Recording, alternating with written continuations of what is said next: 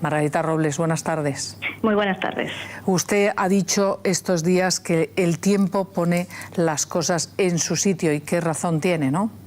Pues así es, yo he hecho una reflexión que he querido compartir con mis compañeros en el sentido de que, bueno, aun cuando tarde, se ha visto que el papel que hicieron entonces los fiscales Carlos Jiménez Villarejo y José María Mena, como usted bien dice, en una querella absolutamente detallada y trabajada, y el esfuerzo que tratamos de hacer algunos, pues no llegó a buen puerto. Es verdad que en aquel entonces pues los elementos de instrucción eran más complicado obtenerlos que no ahora, pero yo me hago esa reflexión si en aquel entonces el procedimiento hubiera continuado, hubiera ido más adelante. Yo no digo que hubiera recaído sentencia, ni siquiera que hubiera habido juicio, sino que, bueno, por lo menos la investigación se hubiera aquilatado más, hubiera continuado más.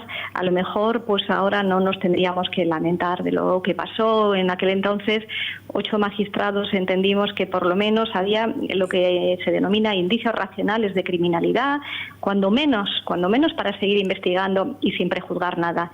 Bueno, nos quedamos en minoría y ahora tienes por un lado la satisfacción de que el tiempo pone las cosas en su sitio, por el otro lado siempre queda la duda de si, bueno, si hubiéramos investigado más, a lo mejor se hubieran podido prevenir algunas conductas, no lo sé.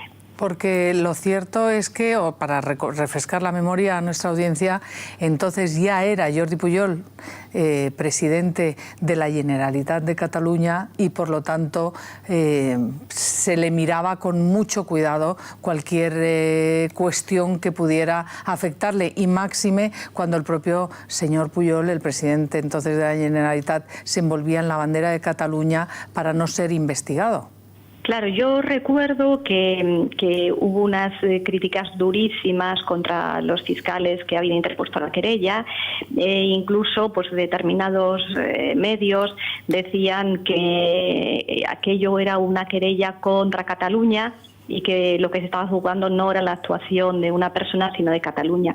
Claro, los magistrados que entonces estábamos, yo la primera, que yo me siento, no nací en Cataluña, pero me siento absolutamente catalana porque he vivido siempre así, no lo podía entender. Al revés, yo creo que un país, una nación o una comunidad tiene derecho a que sus políticos sean lo más honestos posible y que no haya la más mínima duda de sospecha sobre ellos, y sobre todo que en ningún caso se envuelvan con la bandera de los demás ciudadanos.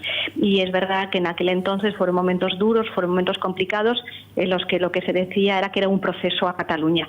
Quienes queremos, sentimos y vivíamos Cataluña no podíamos entender aquello, y por eso yo sí que creo que ahora es el momento un poco de reivindicar el trabajo de los fiscales, y también es que aprendamos del pasado y de que los políticos no pueden en ningún caso justificarse diciendo que lo hacen en bien de los ciudadanos, sobre todo porque son políticos, tienen una mayor exigencia, y quizás por eso yo hacía la reflexión estos días, una reflexión autocrítica, ¿no?, de que si a lo mejor pues hubieran continuado las investigaciones, pues a lo mejor, como decía antes, se hubieran podido poner de relieve determinadas actuaciones y a lo mejor pues hubieran podido evitar determinados comportamientos. De lo más oportuno y absolutamente de acuerdo. Le pregunta Chencho Arias. Sí, señora Robles, ha dicho usted con toda la razón que vio usted y otros 7 personas, otros 7 magistrados, que había indicios racionales de que podía haber un delito.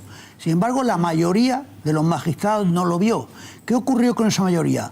¿Estaban ciegos o simplemente pensaron que era políticamente incorrecto el culpar o el poder acusar a Jordi Pujol porque se iba a levantar esta fiebre antiespañola en Cataluña? ¿Por qué esa mayoría estuvo ciega?